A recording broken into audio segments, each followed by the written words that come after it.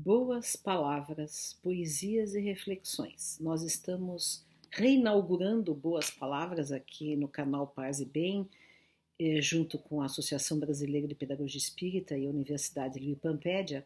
Durante os 2 anos de pandemia, que infelizmente ainda não acabou, nós fizemos Boas Palavras para um Bom Dia aqui, e às vezes fizemos durante longas temporadas, todos os dias. Depois, no final do ano de 2021, estávamos fazendo 3 vezes por semana, mas agora nós vamos fazer um novo programa inspirado no Boas Palavras, que nós começamos no início lá da pandemia, mas que vai se chamar Boas Palavras, Poesias e Reflexões, e vai ao ar todos os sábados de manhã cedo.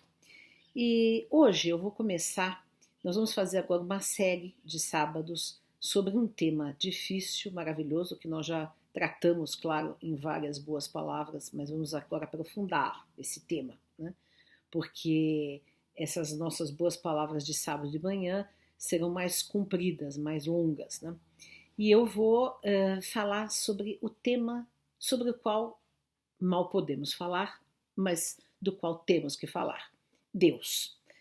Porque mal podemos falar, porque pouco compreendemos Deus, pouco alcançamos Deus. Deus é o mistério absoluto, é o indizível, é o incognoscível, é aquele que podemos discutir sobre, debater sobre, argumentar a favor da sua existência, sentir através de uma prece, porém, algo nos falta para atingi-lo. Nós não sabemos quem é Deus, né? Então, nós vamos trazer aqui algumas perspectivas filosóficas, religiosas, de diversas tradições espirituais, porque sim, esse nosso Boas Palavras continua sendo uma proposta interreligiosa, como é a tônica, inclusive, do próprio canal Paz e Bem e do trabalho também que nós fazemos na Universidade Livre Pampédia e na Associação Brasileira de Pedagogia Espírita. Então, nós vamos falar sobre várias perspectivas, mas hoje eu vou começar com Kardec, que é a minha tradição, que é o mestre que eu sigo, que eu admiro, e não que eu não siga e não admire outros mestres também, mas Kardec traz uma contribuição interessante e importante, né? No livro A Gênese e os Milagres, segundo o Espiritismo, tem um capítulo inteiro dedicado a Deus, né? No Livro dos Espíritos, que foi o primeiro livro que Kardec lançou, a primeira pergunta do Livro dos Espíritos é sobre Deus, né? Mas aqui ele desenvolve um capítulo inteiro sobre Deus. Então, primeiro ele vai argumentar a favor da existência de Deus, um argumento muito comum, né, que muitos teólogos já usaram, que é enxergar Deus por trás como causa de toda a inteligência, de toda a ordenação do universo, né? Então ele diz o seguinte: lançando o olhar à nossa volta para as obras da natureza, observando a providência, a sabedoria, a harmonia que presidem a todas, reconhecemos que não há nenhuma que não ultrapasse o mais alto alcance da inteligência humana.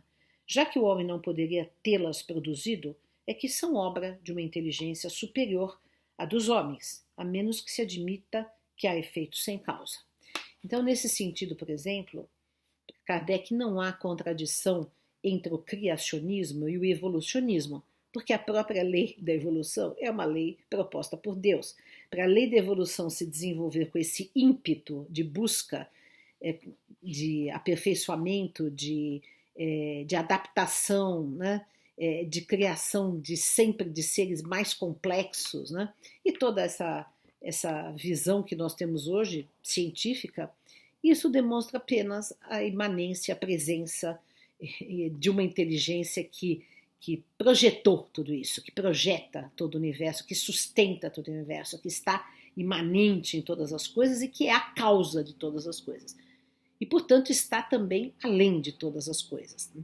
Mas ele diz o seguinte: não é dado ao homem sondar a natureza íntima de Deus. Para compreender Deus, falta-nos ainda um sentido que só se adquire com a completa depuração do espírito.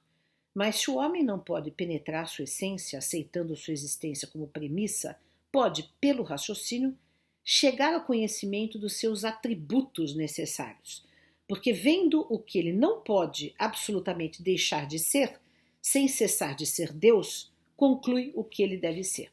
Quer dizer, se nós pensarmos que existe Deus, então Deus tem que ser o absoluto, o perfeito, que nada ultrapasse esse absoluto, que é a causa, que é o fim, que está em tudo, que é tudo, enfim.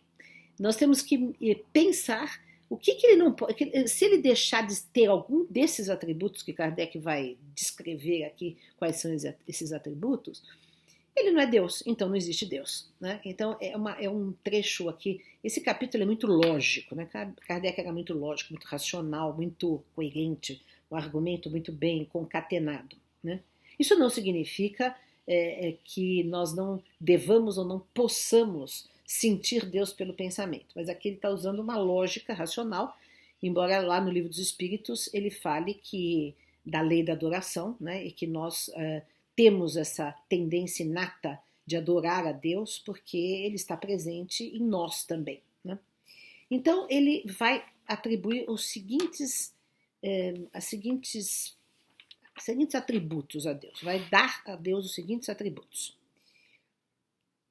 Ele é a suprema e soberana inteligência. Né? É único. Quer dizer, o monoteísmo não é meramente uma revelação das religiões do livro, é uma necessidade lógica, né? Porque se existe uma unidade no universo, se existe uma coerência, então porque só um Deus, só uma inteligência única que governa e que sustenta tudo. Ele é eterno, né? Claro, porque se não fosse, teria tido um começo. E se ele teve um começo, alguém o criou, ou havia algo antes dele. Não, ele sempre existiu e sempre vai existir. É imutável. Né?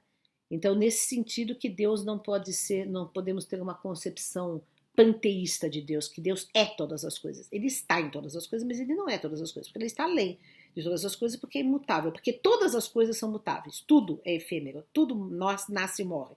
Os planetas, a vida humana, as pessoas, as plantas, os animais, as galáxias, as constelações, tudo nasce e morre no universo, menos Deus. Ele é imaterial.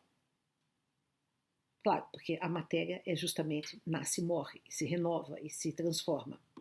Ele é todo poderoso, né? Porque se houvesse um poder maior do que ele, então o universo estaria toda hora sujeito ao imprevisível e à sua dissolução.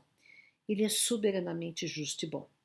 Né? Essa é uma ideia que nós sentimos, que nós temos que, se não for o sumo bem, como dizia Santo Agostinho, se não for a suma justiça, então não é Deus.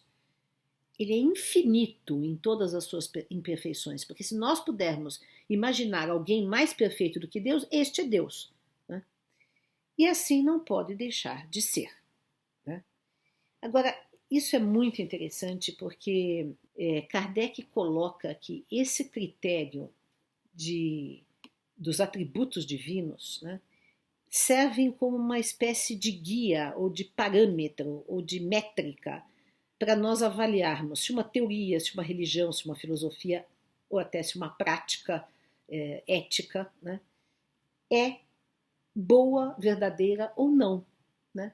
Porque, por exemplo, se uma religião, se uma teoria, se uma filosofia ou se alguém que esteja se arrogando a fala em nome de Deus contrariar estes parâmetros indissolúveis da ideia da perfeição suprema, da bondade suprema, do amor supremo de Deus, se alguém contraria isso, então isso já não é verdadeiro, né? A partir do pressuposto de que Deus existe, de que Deus é a garantia desse bem infinito no universo.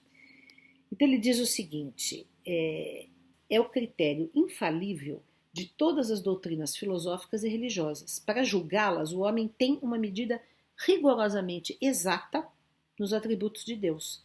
E ele pode afirmar com segurança que toda teoria, todo princípio, todo dogma, toda crença, toda prática que esteja em contradição com um só desses seus atributos, que tenda não somente a anulá-los, mas simplesmente a diminuí-los, não pode estar com a verdade. Então veja, Se eu tenho uma teoria sobre Deus, que Deus privilegia alguns seres humanos ou seres vivos e abandona outros, se eu tenho uma teoria de Deus, que Deus escolhe alguns para salvar, né? Se eu tenho uma teoria de Deus em que essa teoria serve para oprimir, ou para discriminar, ou para impor, né? Ou para tirar a liberdade, ou para matar, então esse Deus não é Deus. Tá? E essa teoria está falsa. Essa teoria é prejudicial, é inútil, é antiética e anti-Deus, né? Porque tudo que eu penso e faço e proponho tem que estar dentro desses parâmetros da divindade. Em filosofia, em psicologia, em moral, em religião, só é verdadeiro aquilo que não se desvia absolutamente das qualidades essenciais da divindade. A religião perfeita será aquela em que nenhum artigo de fé esteja em oposição a essas qualidades, em que todos os dogmas possam passar pela prova dessa verificação sem nada sofrer. Né? Então, eis uma coisa interessante, né? Num mundo em que tanta gente usa o nome de Deus para cometer os piores crimes, as piores ações, aliás, sempre foi assim, né? Guerras, inquisições, opressões morais, desrespeito e outros crimes mais, né? Como abusos de poder, abusos sexuais, e tudo isso feito em nome de Deus. Quer dizer, como se Deus pudesse referendar, como se a ideia de Deus, desse supremo bem, dessa suprema perfeição, desse amor incondicional infinito, dessa eternidade, desse ser eterno que nos sustenta eternamente no universo, pudesse, né, ser referência para essas ações ou para essas ideias absurdas, pobres, mesquinhas, né, e antiéticas e desumanas que muitas vezes se praticam e se propõem, né, em volta do nome de Deus. Né? Então, Deus é um nome gasto, desgastado, usado.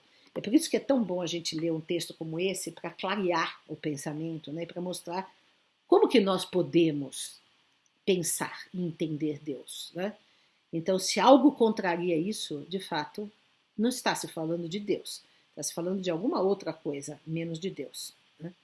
E se nós nos embebermos dessas perfeições supremas de Deus, que nós não podemos atingir essas perfeições, mas Jesus disse, sede perfeitos como o vosso Pai Celestial é perfeito, ou seja, é nossa busca maior Deus e as suas perfeições e seu amor incondicional, a sua justiça plena. Né?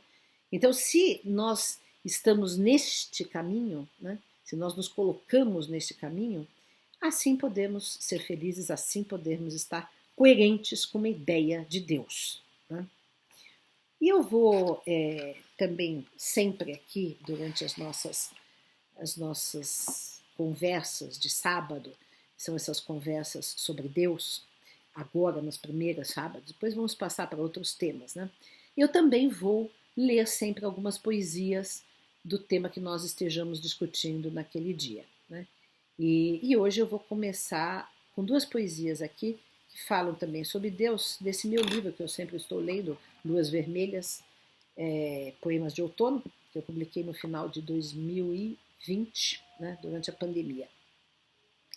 Então vejam, nesse texto aqui que eu li anteriormente, nesses trechos que eu li de Kardec sobre Deus, são trechos muito lógicos, muito racionais, né, muito argumentativos, né, muito coerentes. Aqui no meu livro, em outras poesias de outros autores também, quando se fala de Deus, a gente sente Deus. É uma apreensão estética, íntima, espiritual, interna, da presença divina em nós e em todas as coisas. Então, no coração do silêncio. No silêncio se escondem palavras, pensamentos e corações, furacões de ideias, mares vastos do universo, um nascente verso ou acanhado momento em suspensão. Mas no silêncio posso habitar eu, podem morar encontros meus, posso alcançar o presente inteiro, posso até tocar Deus. E o outro, que foi uma experiência que eu tive, né? Justamente, nós vamos falar disso algumas vezes, já falei em vários programas, que nós podemos ter essa experiência mística, né? De sentir a presença de Deus. Às vezes você está no meio da natureza, você está voando e vê o céu, às vezes você está com uma pessoa que você ama, às vezes você observa um animalzinho dando de mamar para os seus filhotes, às vezes você ouve uma música, ou qualquer coisa, que de repente te dá esse estado de presença divina, de contato com o sagrado, de todas as coisas, do sagrado em nós. Né? Então, num passeio matinal nesse lago que eu sempre posto nas minhas redes sociais de Bragança Paulista, que é um lugar muito bonito, eu fiz a seguinte poesia: passeio matinal. Se eu fosse cega e não pudesse ver nem o verde das folhas, nem o azulado do céu, ainda restaria o cântico dos pássaros e as vozes das crianças. E se eu fosse surda, toda a música do mundo me fosse vedada, ainda me restaria a maciez de rostos amados e das pétalas das flores. E se estivesse emparedada para todos os sentidos, ainda enxergaria a doçura da tua luz oculta em mim, e com ela ouviria o infinito das estrelas azuis. Mas vendo as matizes de cores, inundando-me da música da vida e saciando-me do toque das crianças, ainda assim tua presença excede a agudeza dos sentidos. Ainda assim a tua imanência nas flores, nos pássaros, nos seres amados, transborda da vista e das mãos. Então essas foram as nossas reflexões deste sábado, esse nosso primeiro programa, Boas Palavras, Reflexões e Poesias, que esperamos que vocês nos acompanhem, curtam, divulguem, estaremos aqui na semana que vem. Um abraço.